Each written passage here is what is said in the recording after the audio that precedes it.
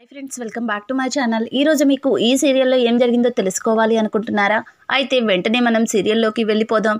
ఇక రాజ్ కోసం క్యారియర్ తీసుకుని ఆఫీస్కి వెళ్ళిన కావ్యకి అనామికతో కలిసి రాజ్ ఐస్ క్రీమ్ పార్లర్లో ఐస్ క్రీమ్ తిన్నట్టు, అలాగే ఇద్దరు కలిసి ఇక కార్లో ఆఫీస్కి వెళ్తున్నట్టు అంతా చూస్తుంది. కావ్యకి ఏమీ అర్థం కాదు. తనే తప్పుగా అపార్థం చేసుకుంటుందేమో అని తనకు తను నచ్చ చెప్పుకుంటుంది.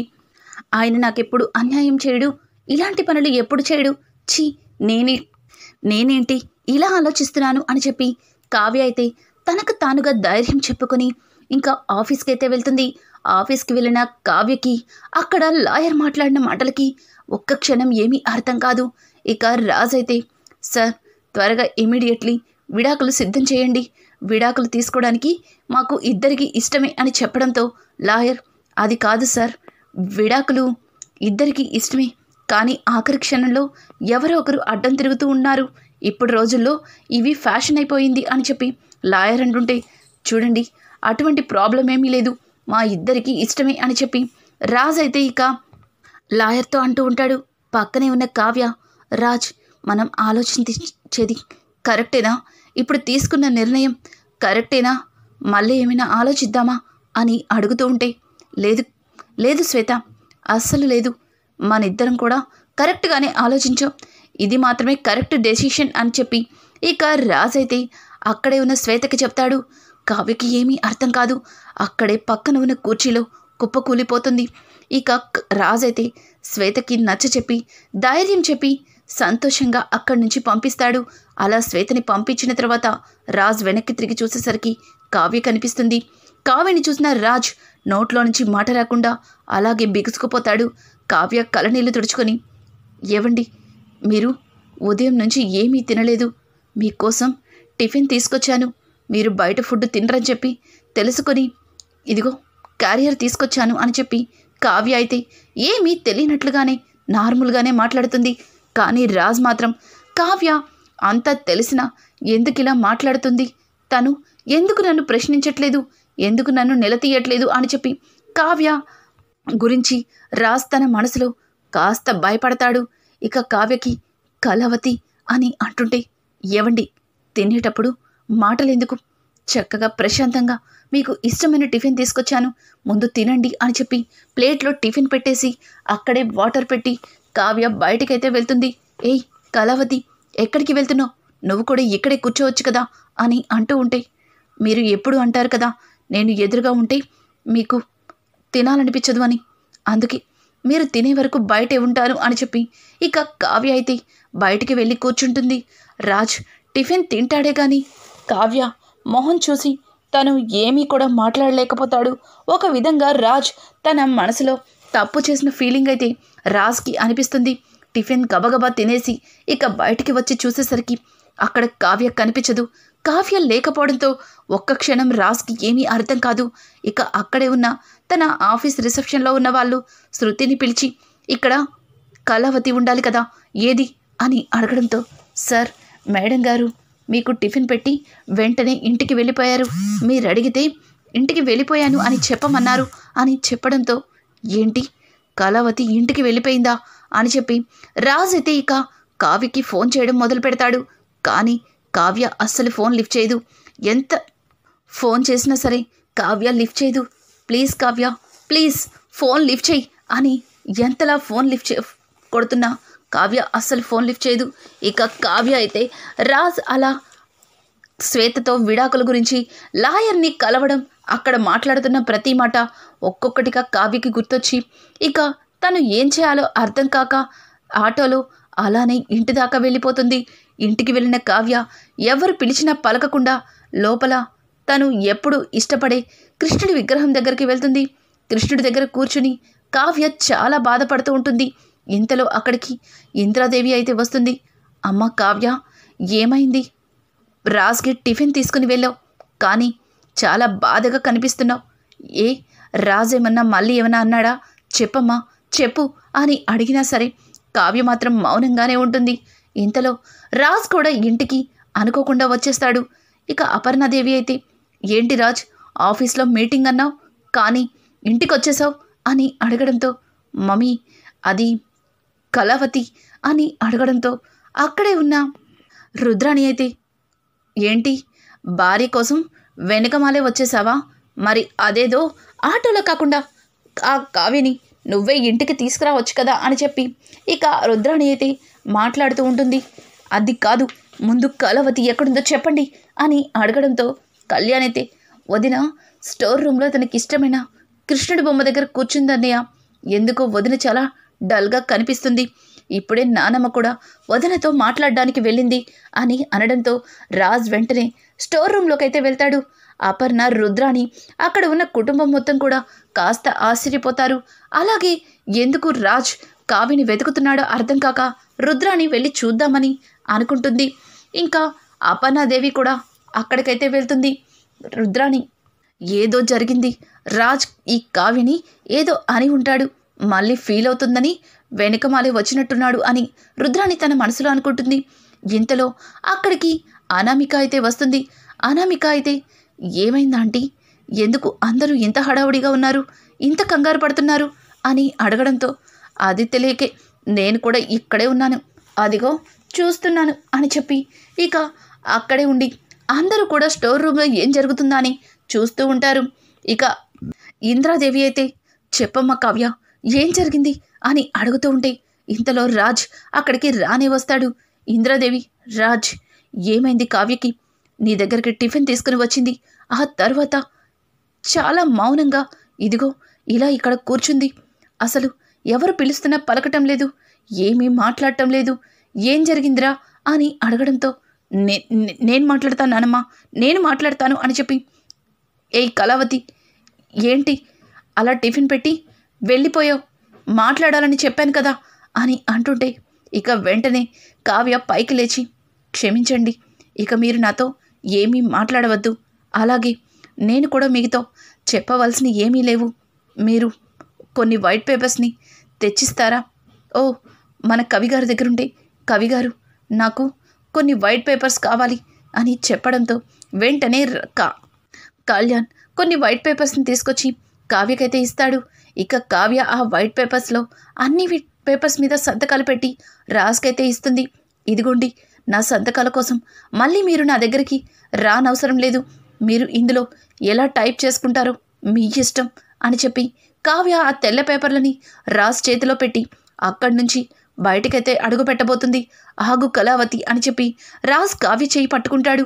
కావ్య, వదలండి ప్లీజ్, దయచేసి ఇక నన్ను మభ్య పెట్టాలని చూడకండి, నేను అంతా విన్నాను, అంతా చూశాను, కానీ ఎందుకు ఇలా చేస్తున్నారు అని నేను మిమ్మల్ని ప్రశ్నించను, ఎందుకంటే నేను మీ జీవితంలోకి బలవంతంగా వచ్చాను, అలాగే మీతో ఇన్ని రోజులు కూడా ఒక బలవంతపు కాపురమే చేస్తున్నాను, ఏ రోజు కూడా మీరు నన్ను భార్యగా కూడా చూడలేదు, కనీసం సాటి మనిషిలా కూడా చూడాలని అనుకోలేదు, ఏదో ఒక మూల చిన్న ఆశ మళ్ళీ ఆయన మనసు మారి నన్ను భార్యగా అంగీకరిస్తారేమో, జరిగినవన్నీ మర్చిపోయి సంతోషంగా ఉంటావేమో అని చాలా అంటే చాలా ఆశపడ్డాను, నన్ను క్షమించండి అని చెప్పి కావ్య ఇక బయటికి వెళ్ళిపోతూ ఉంటే ఇంతలో కావ్యకి ఎదురుగుండా శ్వేత కనిపిస్తుంది. శ్వేతని చూసిన కావ్య ఏమీ మాట్లాడకుండా పక్క నుంచి వెళ్ళిపోతుంటే, ఆగు కావ్య, ఆగు, ఎక్కడికి వెళ్తున్నావు? నువ్వు ఆఫీస్లో చూసిందంతా కూడా నిజం కాదు, నువ్వు ఇలా వెళ్ళిపోతే రాజ్ ఏమైపోతాడు అని ఒక్కసారిగా శ్వేత చెప్పిన మాటలకి కావ్యకి ఏమీ అర్థం కాదు. ఏం మాట్లాడుతున్నారు మీరు? మీ ఇద్దరు ఒకరికొకరు ఇష్టపడ్డారు, అలాగే నాకు ఆయన విడాకులిచ్చి మిమ్మల్ని పెళ్లి చేసుకోవాలి అనుకున్నారు, కానీ ఇప్పుడొచ్చి ఇలా మాట్లాడుతున్నారేంటి అని అంటూ ఉంటే ఇక శ్వేత గట్టిగా నవ్వి, నువ్వు పొరపాటు పడుతున్నావు, ఆయన నాకు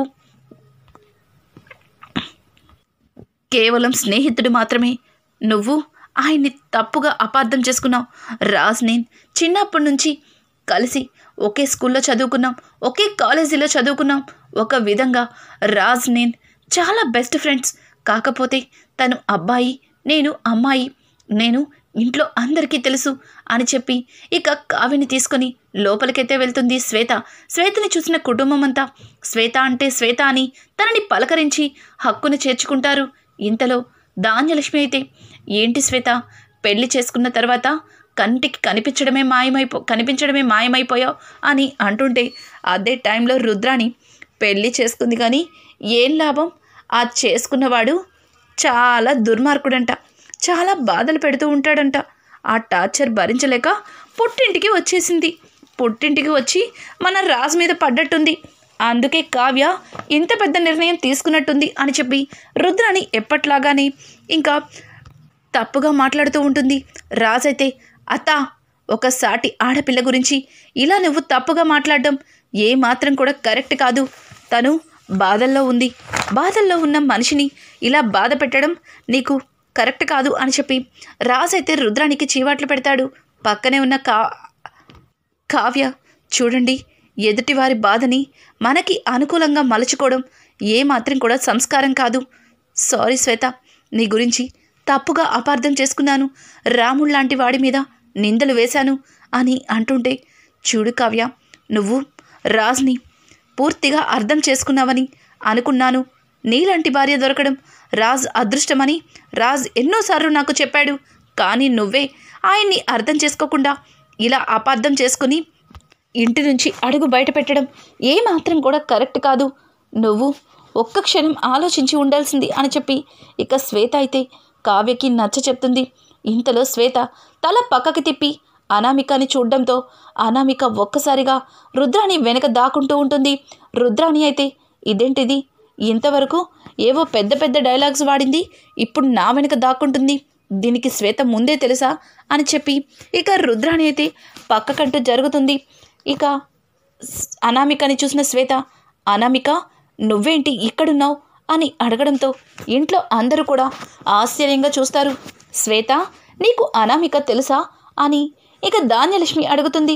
అయ్యో, నాకు అనామిక తెలియకపోవడం ఏంటంటే, తను మా అన్నయ్య చాలా ప్రాణానికి ప్రాణంగా ప్రేమించుకున్నారు అని చెప్పడంతో ఒక్కసారిగా కుటుంబం మొత్తం షాక్ అయిపోతుంది.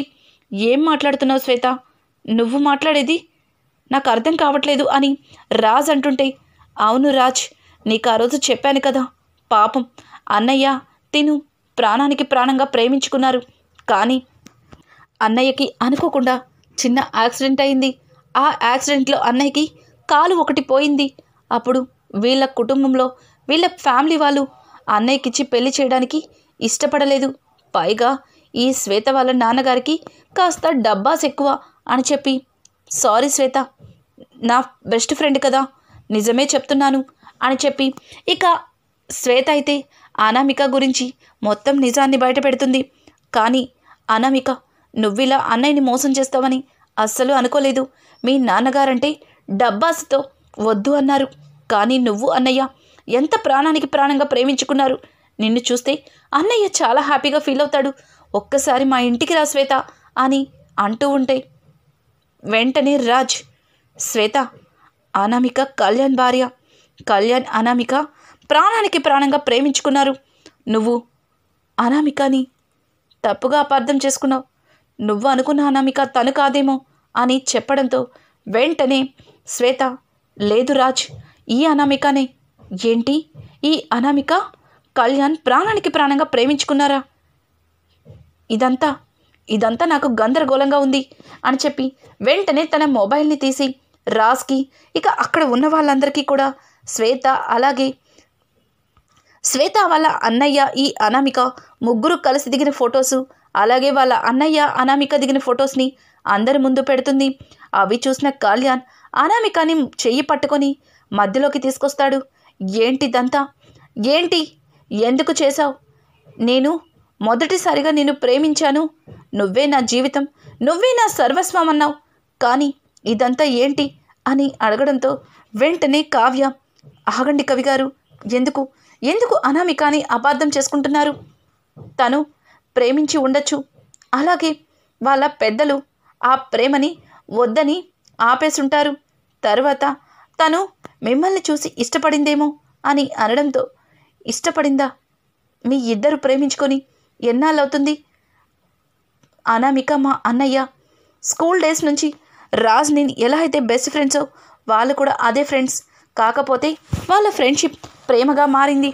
అన్నయ్యకి గత 2 నెలల క్రితమే కాలు ఇరిగింది అని చెప్పడంతో ఇక కళ్యాణ్ అయితే కళ్ళు పెద్దవి చేసి అనామిక వైపు చూస్తూ ఉంటాడు. కావ్యకి పూర్తిగా అర్థమవుతుంది విషయం ఏంటన్నది. అలాగే రాజ్ కూడా ఇదంతా కూడా ఆస్తి కోసమే చేశారని అర్థమవుతుంది. ఇక కావ్య రాజుల మధ్యలో ఉన్న శ్వేత అపోహ తొలగిపోయి అనామిక ఆస్తి కోసమే కళ్యాణ్ని ప్రేమించి పెళ్లి చేసుకుంది అన్న నిజమైతే బయటపడుతుంది. ఇక రానున్న ఎపిసోడ్స్ మరింత ఇంట్రెస్టింగ్గా మారబోతున్నాయి. ఈ వీడియో కనుక మీకు నచ్చినట్టయితే లైక్ చేసి సబ్స్క్రైబ్ చేసుకోవడం మాత్రం మర్చిపోకండి. Thanks for watching. Hi friends, welcome back to my